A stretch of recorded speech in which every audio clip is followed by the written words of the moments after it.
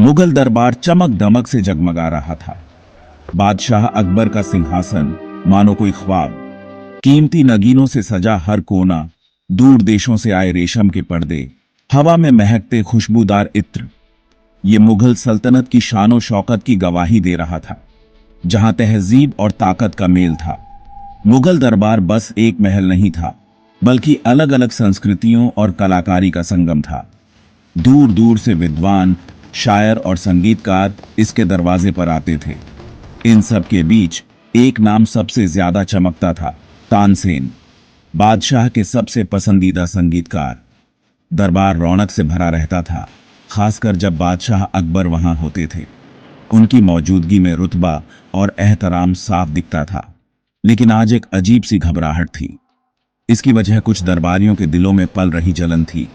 ये आलीशान दरबार, मुगल शान का निशान, जल्द ही एक अमर कहानी का मंच बनने वाला था। संगीत और जादू की एक कहानी जो आज भी लोगों को मोहित करती है। तानसेन कोई मामूली संगीतकार नहीं थे, वो उस्ताद थे। उनकी आवाज एक दैवीय तोहफा, दिलों को छू लेती थी, रूहों को झकझोर देती थी। वो बादशाह अकबर के दरबार के सबसे मशहूर संगीतकार थे। उनकी धुनें सुनने वालों को किसी और ही दुनिया में ले जाती थीं। हर सुर में एहसास भरा होता था। उनकी शोहरत दूर दूर तक फैली थी। दूर देशों के राजाओं ने उनकी कलाकारी के बारे में सुना था। वो अकबर को कीमती तोहफे भेजते ताकि तानसेन उनके दरबार में आ जाए। लेकिन तानसेन वफादार रहे। वो अपने बादशाह के प्रति समर्पित थे। वो मुगल दरबार को अपने संगीत से नवाजना अपना सम्मान समझते थे। संगीत का उनका ज्ञान बेमिसाल था। उन्होंने अनगिनत रागों की बारीकियां सीखी थीं। वो जानते थे कि हर राग में एक खास ताकत होती है जो अलग अलग भावनाओं को जगा सकती है और प्रकृति को प्रभावित कर सकती है। ध्वनि और प्रकृति के बीच के रिश्ते की उनकी समझ अद्भुत थी। दरबार में उनका ओहदा बहुत ऊंचा था। वो सिर्फ एक संगीतकार नहीं, बल्कि बादशाह अकबर के भरोसेमंद सलाहकार भी थे। इतने बड़े ओहदे पर होते हुए भी तानसेन जमीन से जुड़े रहे। उन्हें क्या पता था कि उनकी असाधारण प्रतिभा जल्द ही प्रशंसा और ईर्ष्या दोनों का कारण बनेगी। अपनी शानो शौकत के बावजूद मुगल दरबार इंसानी फितरत के बुरे पहलू से अछूता नहीं था। जलन एक जहरीले सांप की तरह आलीशान गलियारों में रेंगती थी। इसने कुछ दरबारियों के दिलों में जहर घोल दिया था। उन्हें तानसेन की ऊंची पदवी से चिढ़ थी। वे खुद बादशाह की मेहरबानी चाहते थे। असंतोष की फुसफुसाहटें शुरू हो गईं, जो आग की तरह पूरे दरबार में फैल गईं। जलन से भरे दरबारी कोनों में दुबक कर उस्ताद के खिलाफ साजिशें रचने लगे। वे उसे बर्बाद होते देखना चाहते थे। उसकी धुनें बस जादू टोना है, एक दरबारी फुसफुसाया। वो बादशाह को मोहित करने के लिए जादू करता है, हमें उसे बेनकाब करना होगा। दूसरे ने सहमति जताई। बादशाह उसे इनामों से नवाजते हैं, जबकि हम गुमनामी में जीते हैं। ये दरबारी अपनी महत्वाकांक्षाओं में अंधे होकर तानसेन की शक्ति के असली स्रोत को समझने में नाकाम रहे। उन्होंने उसकी प्रतिभा की गहराई और उसके दिल की पवित्रता को कम आंका। उन्होंने खुद को यकीन दिलाया कि वो काला जादू करता है, बादशाह को अपने संगीत से बहकाता है। उन्होंने एक योजना बनाई। वे बादशाह को तानसेन से दीपक राग गवाने का हुक्म देने के लिए उकसाएंगे। एक शाम जब सूरज ढलने लगा था और मुगल दरबार में लंबी परछाइयां पड़ रही थीं, बादशाह अकबर अपने दरबार में बैठे थे। उनके आसपास उनके सबसे भरोसेमंद सलाहकार थे। वे बनावटी प्रशंसा के साथ बादशाह के पास पहुंचे। जहां पनाह, एक ने झुकते हुए कहा, एक ऐसा राग है जो आग लगा सकता है, वो है दीपक राग। बादशाह की आंखें उत्सुकता से चौड़ी हो गईं। क्या यह सच है? तानसेन हिचकिचाए। जहां पनाह, दीपक राग वाकई एक शक्तिशाली राग है, लेकिन क्या? तानसेन, अकबर ने बीच में ही टोक दिया। मैं तुम्हें कल शाम दरबार में दीपक राग गाने का हुक्म देता हूं। तानसेन पर चिंता का साया छा गया। वो अपने बादशाह के सामने झुक गए। उनका दिल डर से भारी था।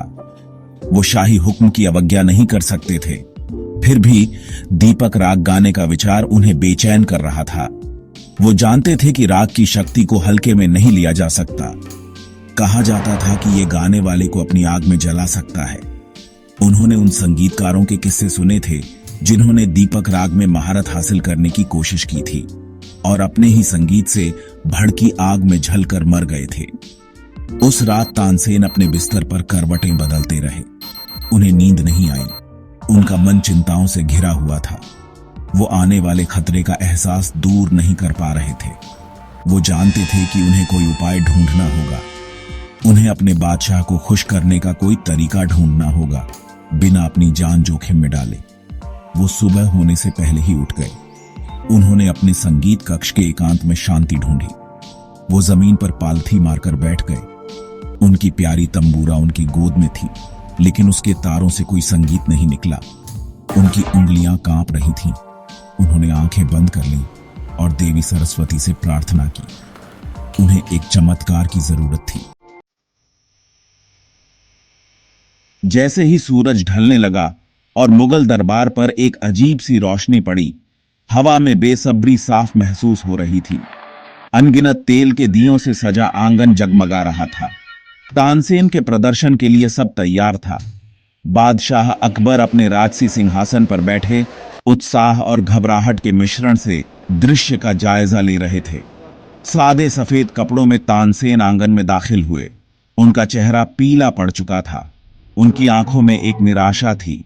उन्होंने बादशाह के सामने झुककर आंगन के बीच में अपनी जगह ली, आंखें बंद करके गहरी सांस ली और फिर वो गाने लगे। दीपक राग के सुर उनके होठों से बहने लगे। हर सुर में एक अनोखी, लगभग आदिम ऊर्जा भरी हुई थी। इसका असर तुरंत और नाटकीय था। तेल के दियों की लौ टिमटिमाई और तेज हो गई। आंगन में हवा गर्म होने लगी, मानो खुद तानसेन से गर्मी की लहरें निकल रही हों। जैसे जैसे वो राग में डूबते गए, तापमान बढ़ता गया। उनके चेहरे से पसीना बहने लगा। उनकी आवाज जोर लगाने से भारी हो गई, तनाव में टूटती हुई लग रही थी।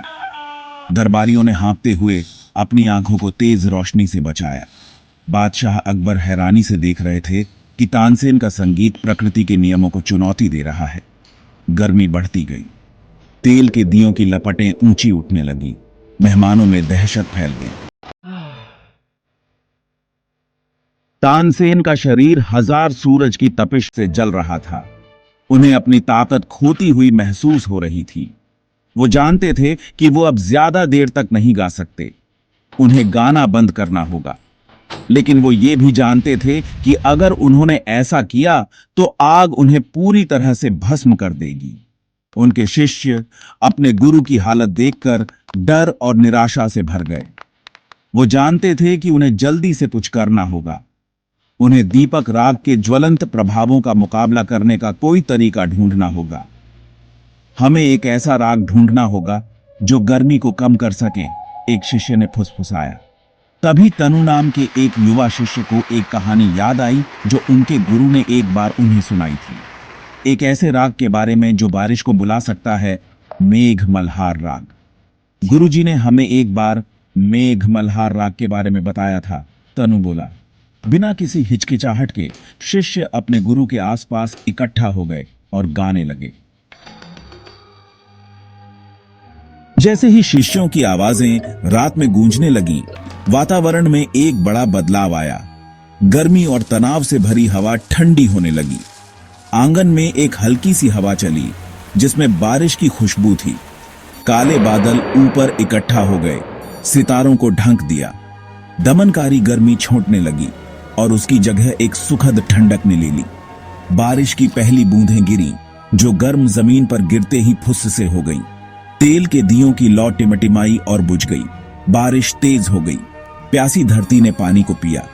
थकान से चूर तानसेन ने अपने ऊपर ठंडक महसूस की। मेघ मल्हार राग का जादू काम कर गया था। जैसे ही तूफान शुरू हुआ था वैसे ही थम गया। बादल छंट गए। सितारे रात के आसमान में फिर से चमकने लगे। मुगल दरबार पर एक गहरी खामोशी छा गई। सिर्फ छत से पानी टपकने की आवाज आ रही थी। बादशाह अकबर अपने दरबारियों के साथ अवाक बैठे थे। उन्होंने ऐसा नजारा पहले कभी नहीं देखा था। उन्होंने संगीत की असली ताकत देखी थी। उन्होंने एक शिष्य के अपने गुरु के प्रति अटूट समर्पण को देखा था। तानसेन, कमजोर लेकिन जिंदा, ने अपने शिष्यों की ओर देखा। उनका दिल कृतज्ञता से भर गया।